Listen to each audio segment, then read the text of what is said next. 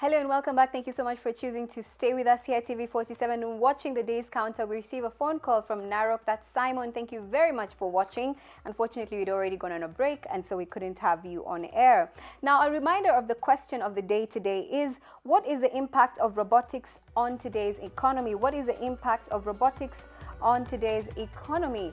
And do tweet us and on at TV47KE and at Lucy_Riley with the hashtag Days Counter KE. Now, it's no doubt that modern technology is here with us. The idea that one can access a cab at one's convenience or have food brought to you through the tap of your phone was something that was unimaginable. Now, as the world shifts towards this new way of doing things, Kenya is not being left behind. The Silicon Savannah has grown hungrier for more and hence is championing change. Our reporter James Kimani visited some of the young tech enthusiasts who are also preparing to showcase Kenya's advances in technology. As we end our bulletin today, here is more on that report.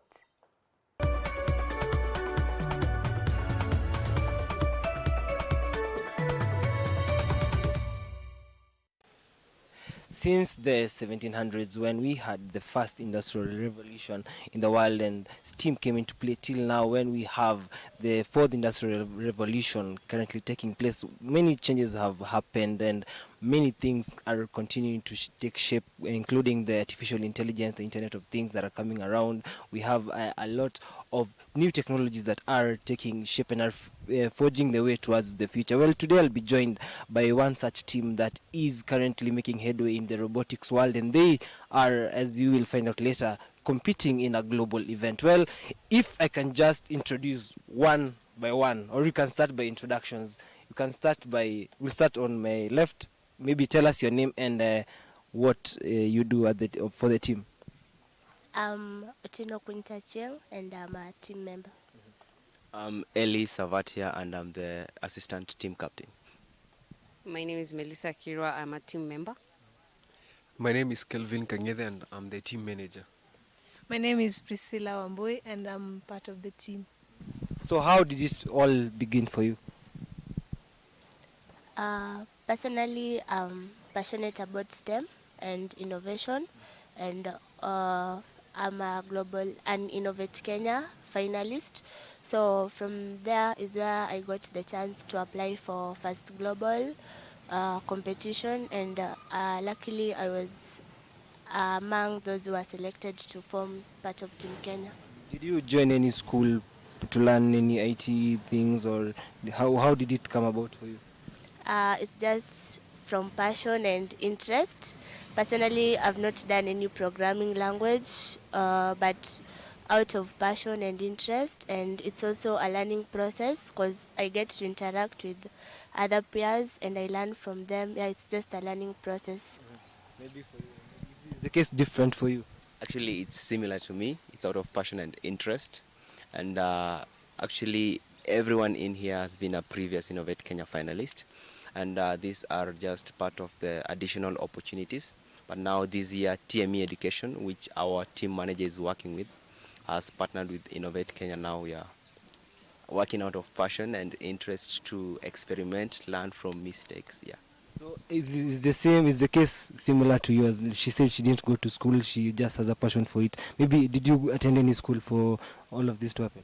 No, I've just cleared high school last year, similar to every team member here. And how are you feeling about this? That now you are part of Team Kenya, that you're going to represent Kenya on a global scale. How does it feel for you? It's indeed amazing getting to represent the millions, approximately 50 million Kenyans outside there. And it puts us in a position whereby we are looking forward to bring that award and make our country proud. Maybe can come to your side. He has mentioned that all of you at some point were in Innovate Kenya. Maybe what was the competition about, and did you go to any school, and how did you find yourself here? For the Innovate Kenya challenge, it's not a competition. It's more of embracing students to partake for solutions which can solve the problems within the societies with the normal technology that they see. So for us, for instance, I solve a problem through an application. So the give you mentors who can mentor you through the program. So it's like a 1 week boot camp where you're taught how to use the different languages if you're doing software. But if you're doing hardware, they teach you how to use the different parts of the hardware. And also for the second question is where how I found myself here is that last year I interacted with one of the robots for the one that took part in last year's competition, and I've used it to do my outreach programs throughout the country. I've done through the Young Scientist Kenya platform. So I've done in different counties where I've had traveled with the robot to impact them about science and technology. So for me, interacting with this year's robot is not quite as hard because I've had the experience from the robots that I used to travel with last year and this year. So yours is just basically out of experience. You didn't go to school to learn all this, or I didn't go to school. Actually, my dream is not to do anything that it was robotic. It was more of a media technology side. So for me to interact with the robot is where the passion came up. And then I saw this as an opportunity I can take up and go and represent my country. To me, I'm very patriotic to my country, but I've never shown it to the country. So this is a platform for me to show my patriotism to my country. Yes. maybe Kevin, if we can get into the topic, how did it all begin for you? So currently I work with TME Education, where I train or teach young people technical skills such as electronics, robotics, and programming. And so previously I've also worked with Global Minimum. Under Global Minimum is where we have Innovate Kenya. And so for this year, I collaborated together with them to recruit the team.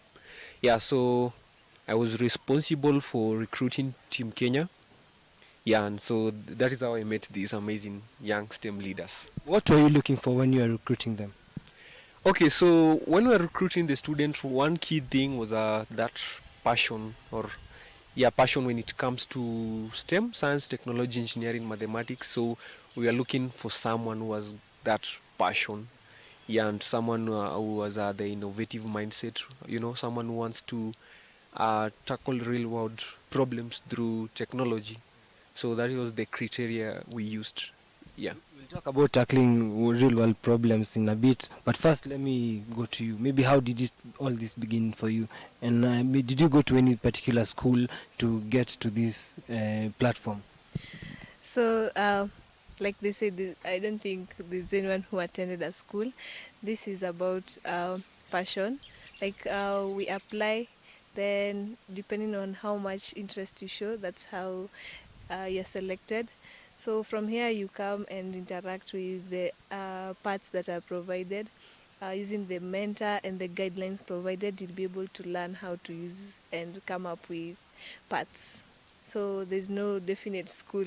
You just come from your passion, the urge to learn. You'll be able to use all the parts.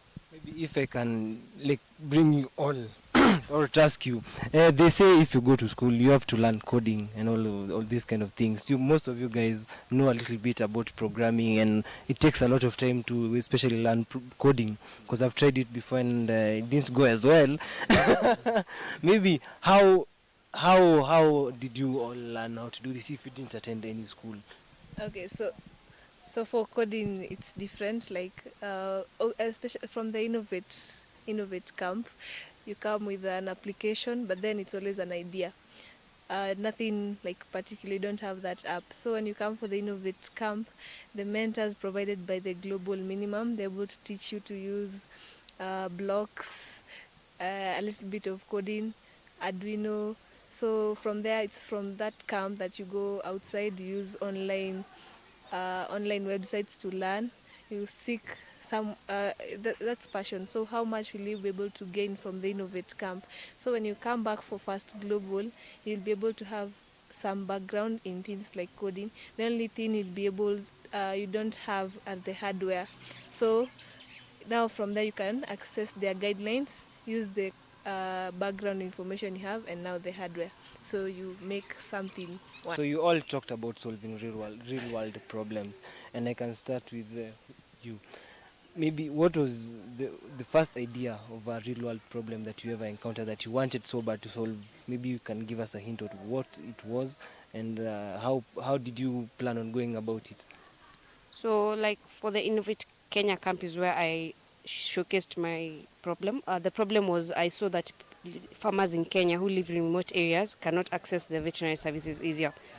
So we came up with a platform where we link the veterinary service and the farmer together. So it will be more easier for the farmer to get the necessary services required to the farm instead of him going to travel to a distant area to get the requirements he needs or the treatment he needs. So for me, that was solving a problem in the agricultural sector that was impacting mostly Kenya, because at the camp you are told to see the problem that are within your society.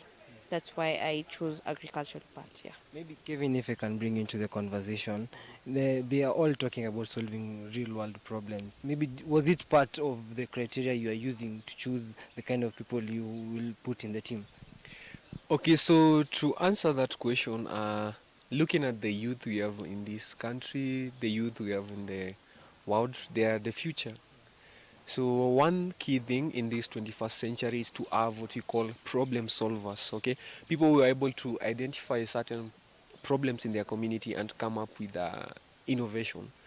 So while looking at Team Kenya, while recruiting the team, we're looking for people who have that mindset, who want to solve some certain problems. When you talk about a problem, um, for example, here in Kenya, sometimes I see some simple innovations.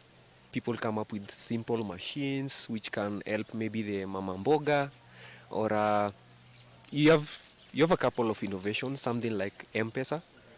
So looking at when we're recruiting the team, we are trying to look for this kind of young people who are willing to collaborate and work together uh, with their other youths to solve problems. Yeah. It's nice that you mentioned that we are living in a country that is very vibrant in terms of youth, in terms of innovations that are coming up, in terms of solving problems. Maybe if I can come to this other side, we are in a country that unemployment is not as high.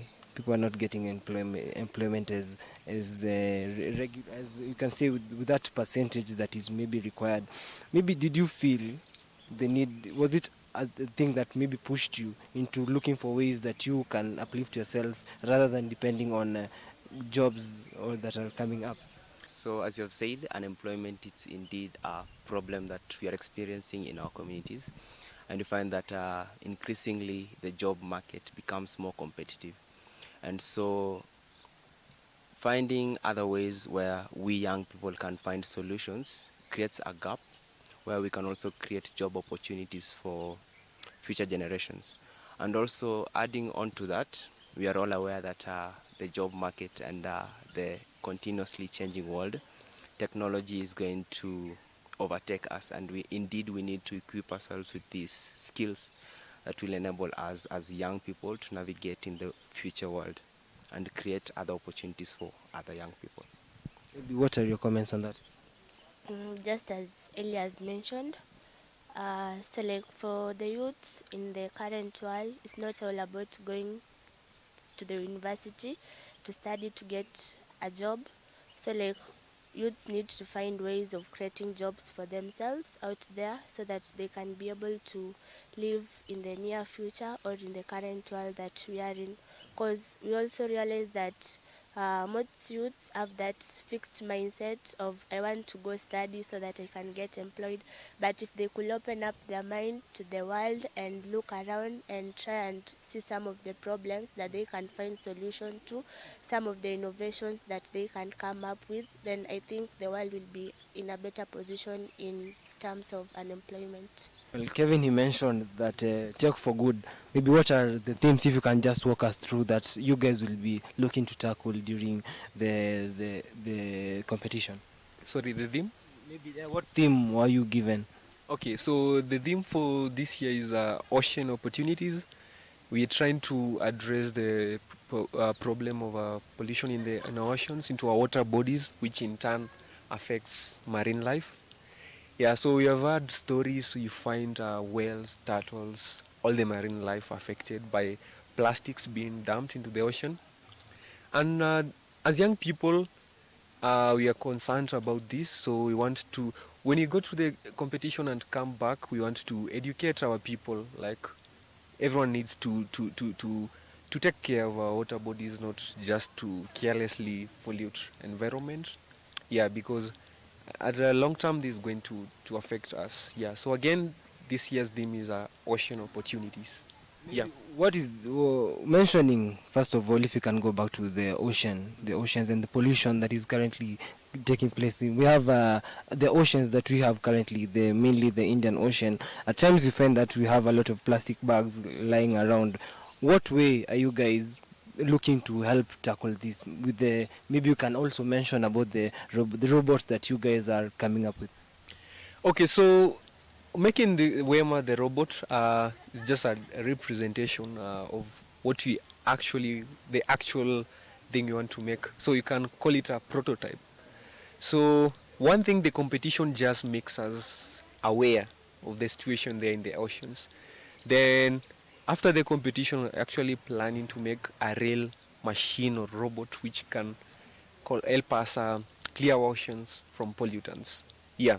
Maybe how much does it cost, or how much will it cost you to finally finish this prototype now, and also the one that is the one that will come out later? Maybe you can start with, you can go to this. So yeah, if you can maybe give us how much do you foresee that it will cost first finish this one, and also the other one that will be coming later on. So for the one that will be coming on later, I may not be able to budget it right now, but for this one we have a budget of 10,000 US dollars, which is an equivalent of 1 million Kenya shillings. This is for the registration of the team members together with our mentor and manager. Also our travel and accommodation. We'll be spending a week in Dubai for the purpose of the competition, and also purchasing of the kit we are using. So for the kit, we were able, through TME Education, which our team manager works with, they were able to help us with 200,000. That's why we have the kit and we're already working. But then we need to go and present the robot that we have. So we have a deficit of 800,000. And it's our appeal to, influential people, people who are interested in STEM, the government through the Ministry of Education, the Ministry of ICT, and also the President, any Kenyan, to help us raise these funds so that we may be able to make this a dream come true. We may be able to present Wema, and so that we may be able to create this awareness of ocean pollution. So we need that fund. Yeah. So if anyone interested wants to maybe hand you some cash, how will they access you? Okay, so we have our Mchanga link. At Mchanga, you can find us, Team Kenya. Yeah, and we really appreciate your support. And also another way, through our social media platforms, Twitter, Instagram, Facebook, at Kenya Wema. We have also shared our Mchanga link there as well. Yeah. Kenya Wema everywhere. Yeah, at Kenya Wema. At Kenya Wema. Yeah. And what are you foreseeing to see in Dubai? Do you expect tough opposition? Do you expect, considering that you guys have just gotten the kit, maybe there are guys who got it earlier than you guys did? What kind of environment are you expecting in Dubai?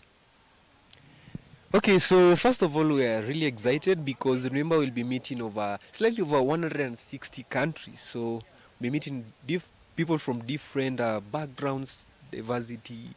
So we are excited to just get that opportunity to interact with different people, share our own unique stories with them as well.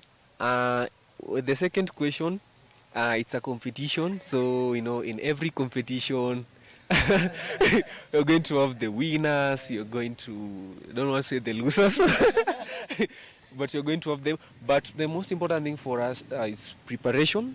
Also, another good thing, usually and try to engage currently with the other teams through our social media platforms. So even before we get to Dubai, like, we know each other. Yeah. So if you can count, for how many months have you had the kits? Will be For how many months? we received the kit at the end of July, so approximately 1 month and 1 week. If we're going to finish it this week, it will be 1 month, and then we are planning to make the robot for approximately 1 month, 2 weeks. So we want to complete early so that when we are really prepared. If there's any type of errors that have occurred, we can change them earlier, so that when we go to Dubai, we are representing Kenya as well as possible. Yes. And you mentioned that you have only had this for 1 month. Maybe what is remaining with the robotics? What extra are you looking to add to the things that you have already done? So okay, for the stage we are at currently, as we said, we are still working on WEMA. So we are done with the intake mechanism, which is going to pick the micropollutant. We're also done prototyping the tossing mechanism for the ball. So currently what is remaining is the docking mechanism, and actually it's a lot of points. So that's a sure thing we are going to work on. So after we're done with the docking mechanism, now we can say we are at most 75% done.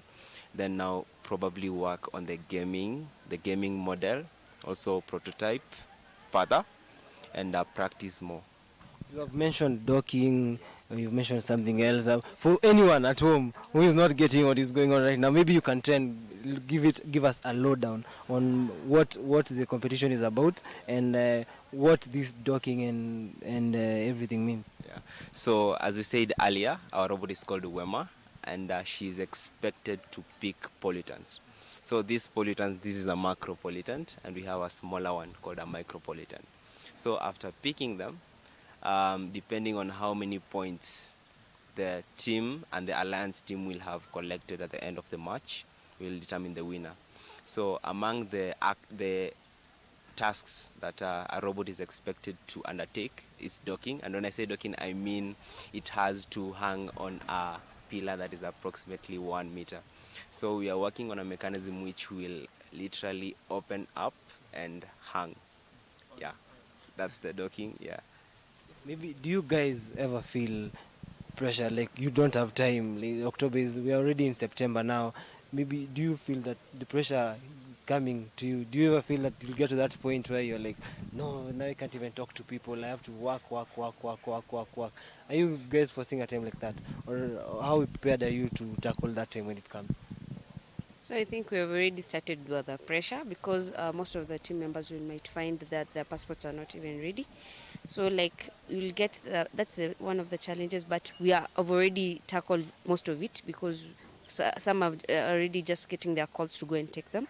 And also the pressure is when you see other countries, how the robots look like, and then you look at yours, so that the pressure sets in, that it's already settled in, that we have competitors. That's when it dawns to you that you have the competitors there. So the pressure is already high in all corners. So we have already started modifying our robot to look even much better than the others, because you might find we are a third world country, and you'll find countries like China have advanced in their technology. For us, this is a new thing. For them, it's not. So the pressure is high from the word go, when we receive the kit until the day of competition. So the pressure is always there. But are you guys feeling the support is enough for you to guys to push on to the last? Are you feeling that you're getting enough support in all that you're doing? We still need more support. For instance, for every team member, we commute daily from different places. Also here we spend like we're here from 9 a.m. to like 6 p.m. So there's lunch is needed. So this is a call to anyone who would like to support us: transport, meals, anything. Yeah, so we still need more support. Yeah. Well, I think it's the time we'll go to the interesting one. We have to see the Wema that you guys are talking about, for any viewer outside there who's maybe confused. Maybe if you can just go, all of us, can show us the Wema that you guys are talking about and how exactly it works.